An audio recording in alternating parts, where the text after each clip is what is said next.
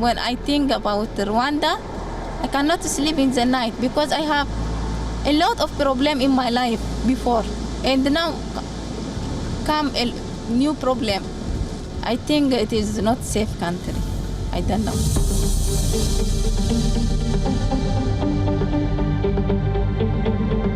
جبران رايستلي په زور کده دا نه ولا سره کړي مار بچان ورس نه پاتې کېدو ګور اوس ما شاید الته اوس پنځګور کې پاتې د څون د کوټې څه څونه اخواته دی خو ډیر اخواته تقریبا 100 کیلومتر اخواته دا ټول مش پاتې دی خو دغه جبر ظلم څه ته وای ظلم چې شي دا دغه ظلم.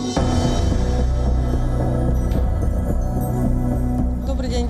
Ми приїхали з міста Краматорськ, Донецька область, Україна. Поїхали, тому що війна, мені страшно лягати спати, мені страшно за життя моєї дитини. І ми просто зібрали свої речі і поїхали. Проїхали 1700 кілометрів, щоб сюди доїхати.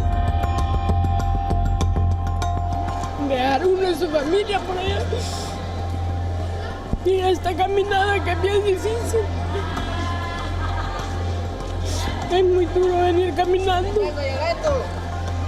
Nos dicen que nos van a dar transporte y no nos dan. Nosotros solo estamos pidiendo un permiso para subir allá hasta la frontera para trabajar. الأمان في وجه الله، فيش ولا ندفة في غزة آمنة ولا أيات ندفة في غزة آمنة، الأمان في وجه الله. وإحنا هنا الحمد لله قد عايشين، يا عالم كمان شوية، كمان نص ساعة، كمان ساعة، إحنا بلدنا بطلت فارقة الحياة. Every year, tens of thousands of migrants flee war, persecution, and poverty in search of safer places and better economic prospects.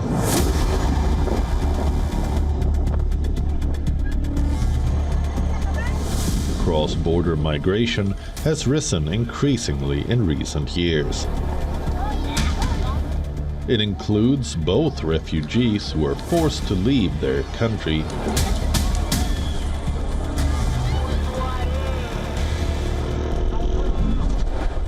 and economic migrants who voluntarily leave in search of opportunities. Regardless of the motivation, the decision to uproot and leave one's home is difficult. But what happens when people make that perilous journey? Do they resettle and find stability? What is the economic impact on the migrants, their host country, and the country of origin?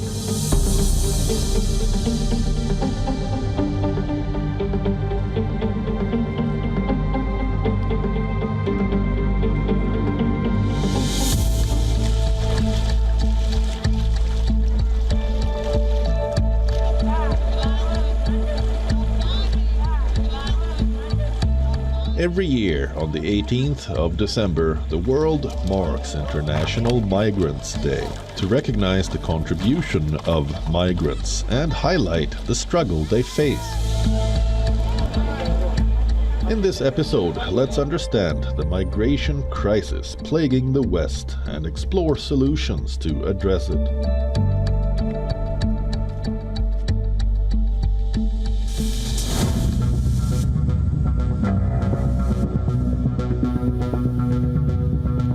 Across the world, millions are on the move all year long. There are more refugees now than the world has seen in decades. A refugee is different from a migrant. The difference marks a crucial distinction for countries receiving the new arrivals.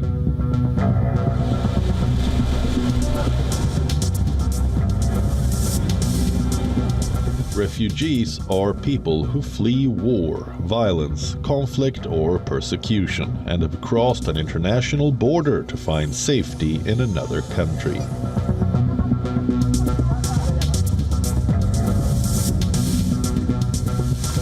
Often they have had to flee with little more than the clothes on their backs, leaving behind homes, possessions, jobs, and loved ones.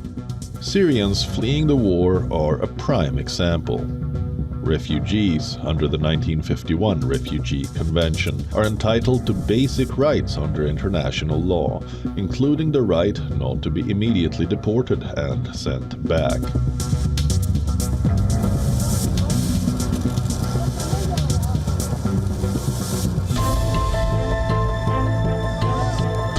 A migrant, however, is someone who wishes to resettle in another country in search of a better life.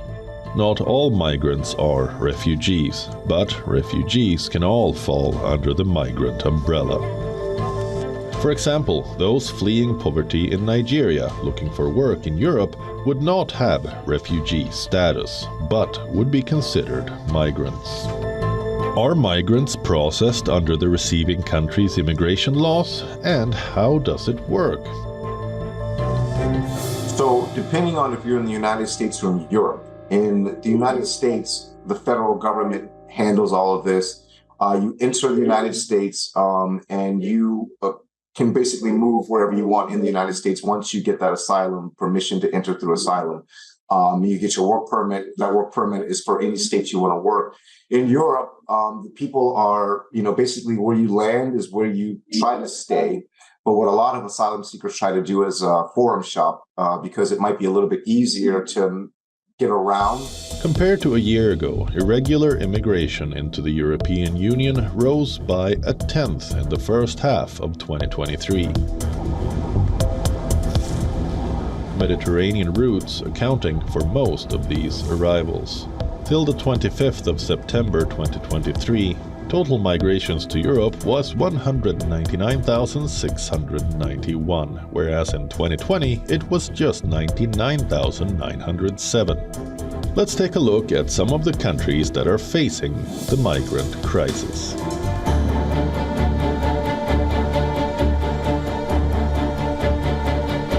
On the 7th of December, British Prime Minister Rishi Sunak appealed to his ruling Conservative Party to unite behind his plan to send asylum seekers to Rwanda. Deterrence is a critical part of it. There is no way to stop people coming here unless you have a deterrent that means they will be sent somewhere else. It's as simple as that. This is our deterrent, and we are doing everything we can to get it on the statute books and get it up and running. On the 5th of December, at the Prime Minister's questions in Parliament, Britain's Rishi Sunak faced criticism from the opposition Labour Party over his controversial plan to fly migrants to Rwanda in a bid to deter illegal immigration. So, apart from members of his own cabinet, how many people has the Prime Minister sent to Rwanda? Well, Madam Deputy Speaker, we will do everything it takes to get this scheme working so that we can indeed stop the boats. And that's why this week we have signed a new legally binding treaty with Rwanda, which together with new legislation will address all the concerns that have been raised, because everyone should be in no doubt about our absolute commitment to stop the boats and get flights off. Why is immigration such an issue in Britain? Taking back control of the country's borders and ending the free movement of people was a major factor that led to Brexit, the 2016 vote that marked Britain's exit from the European Union. Successive Conservative governments promised to cut down net migration to under 100,000 a year. The party dropped that pledge before the 2019 election. Net immigration continued to rise since Brexit, hitting a record of 606,000 in 2022. Partly due to new visa routes for arrivals from Ukraine and Hong Kong. So what is Britain's Rwanda plan? The Rwanda plan was pitched in April 2022 by then Prime Minister Boris Johnson. It was designed to deter asylum seekers from making the dangerous journey across the Channel from Europe in small boats to England's southern beaches. Last year, a record 45,775 people reached Britain without permission. And so far, this year, over 27,000 have arrived on small boats. Under the Rwanda plan, anyone who came to Britain illegally after the 1st of January 2022 would be sent to Rwanda, where their immigration claims would be assessed. The first flight was scheduled to land in Rwanda in June 2022, but it was cancelled after legal challenges.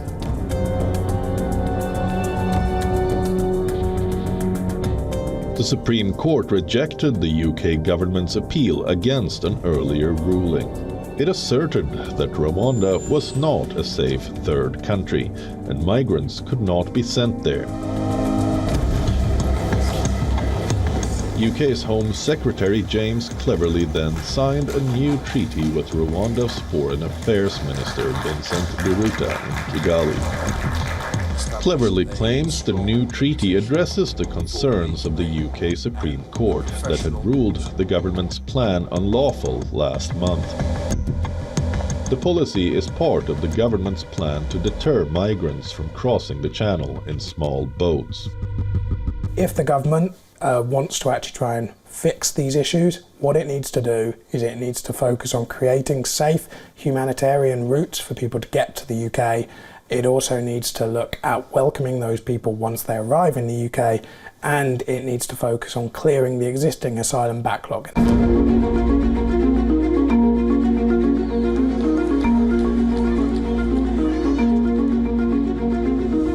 In early October, Pakistan announced a major crackdown on migrants living in the country. Nearly 500,000 Afghans living in Pakistan without valid documents returned home. After Pakistan sent them back for having no valid papers.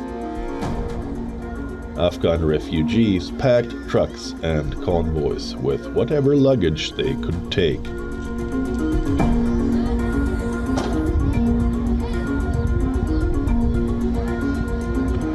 Some crossed over, while others were stranded on the border, unclear about where to go. Many of the Afghans had come to Pakistan after fleeing their country during its decades of armed conflict since the late 1970s, and later due to the Taliban's takeover of Kabul in 2021. Back to the present, as the refugee situation becomes precarious by the day. Islamabad claims most Afghans have left voluntarily, but Kabul insists the majority were forcibly repatriated. We are 6 brothers, only I have returned to Afghanistan. I don't have any other relatives there in Kunduz. You can call it like we are coming to a new country. This is my son, my youngest son. I have another young daughter. They are asking which country we're going to. I tell them this is our grandfather's place. This is our place.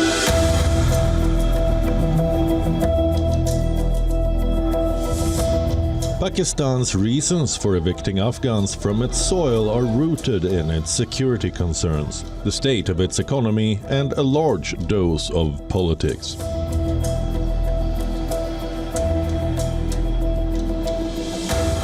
Pakistan's caretaker Prime Minister Anwar ul-Haq Kakar alleged that many illegal Afghans were deeply involved in suicide attacks and clashes with Pakistan forces. He said, and I quote, "Afghanistan's failure to stop Pakistani militants operating from its soil was to blame for Islamabad expelling hundreds of thousands of Afghan migrants." The forced returns are piling pressure on Afghanistan and the aid agencies that are providing the bulk of essential services like health. Freezing temperatures are setting in, and the conditions at the border are unlivable. The UN Refugee Agency has warned that Afghans could die in the harsh winter that is coming.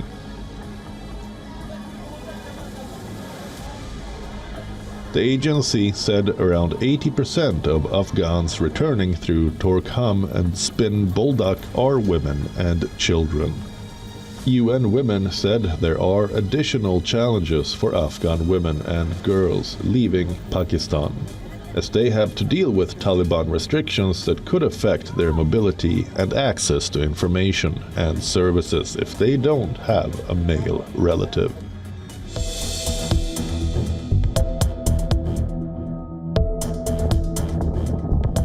Russia's invasion of Ukraine in February 2022 pushed tens of thousands of people out of their homes and across borders to escape the violence. As a result of the heavy shelling and fighting, an estimated 5.1 million people have been driven from their homes and are internally displaced. More than 6.2 million people have crossed into neighboring countries. Poland has welcomed the largest number of Ukrainian refugees, nearly 60% of the refugees from the country. Approximately 17.6 million people are in need of humanitarian assistance in 2023.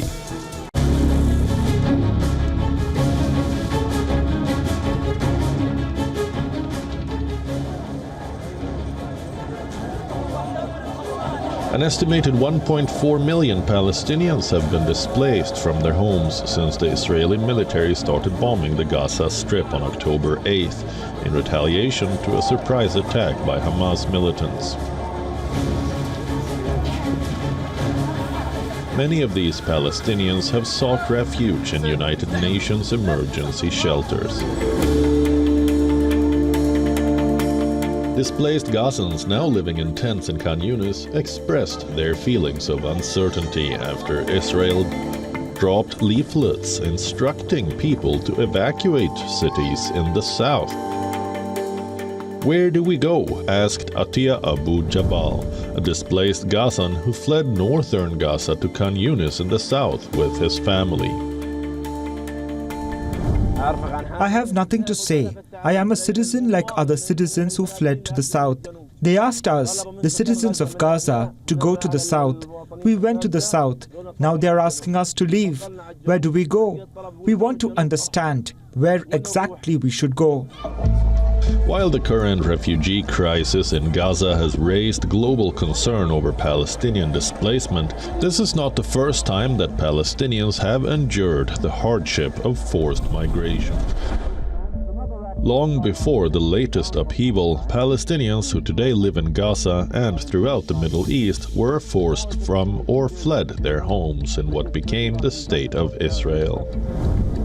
Today, their number is about 5.9 million refugees, almost half of the entire global Palestinian population.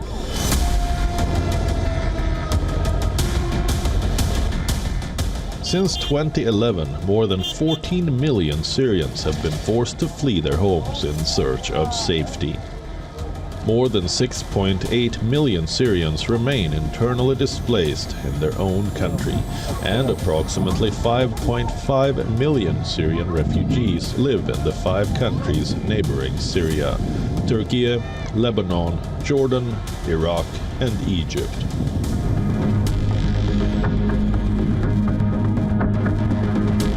Greece is facing a new wave of illegal immigration.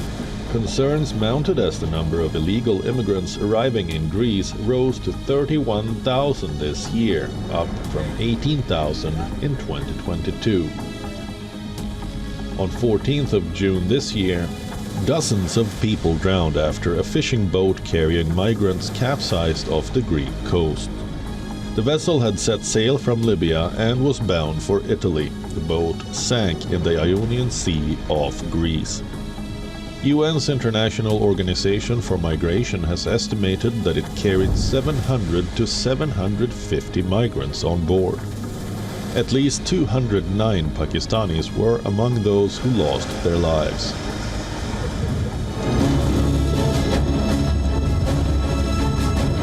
With the surge of migrants in recent weeks, a crisis is unfolding on the US-Mexico border.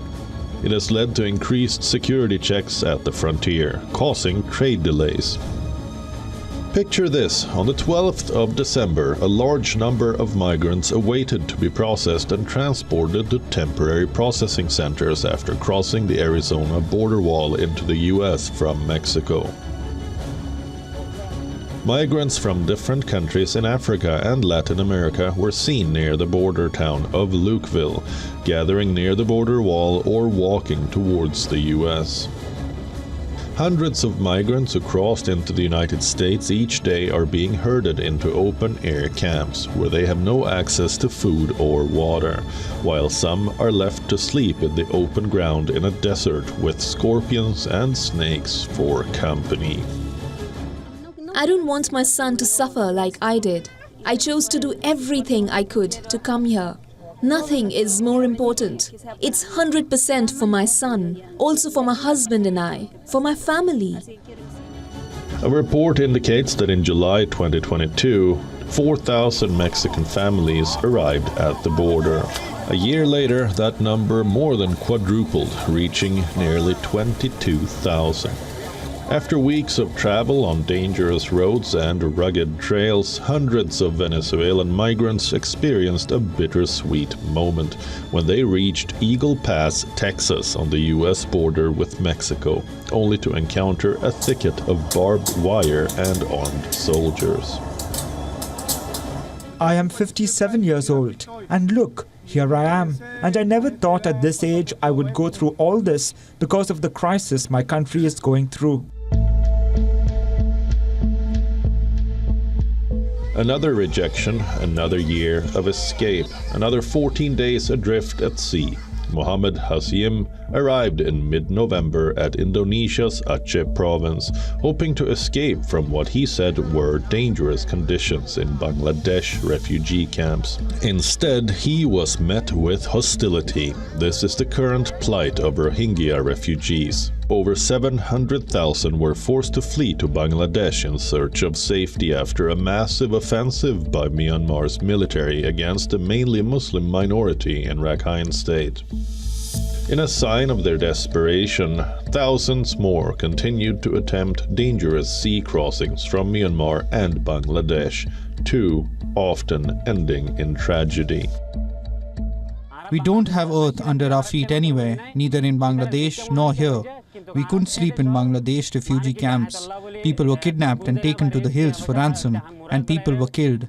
We were intimidated, so we had to come here to Indonesia. Now, whatever the Indonesian administration and the public tells us to do, we will accept. We have nothing else to do. Our future is in their hands and in the hands of UNHCR. We have nothing else to do in this country.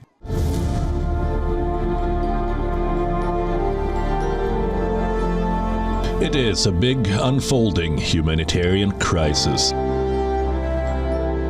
People fleeing their countries to save themselves from getting persecuted or avoiding poverty are being trafficked in the search of what they believe to be a better life.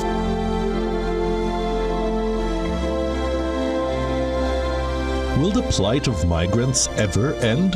Or will they continue to chase hope in a never-ending search for home and honor for the rest of their lives?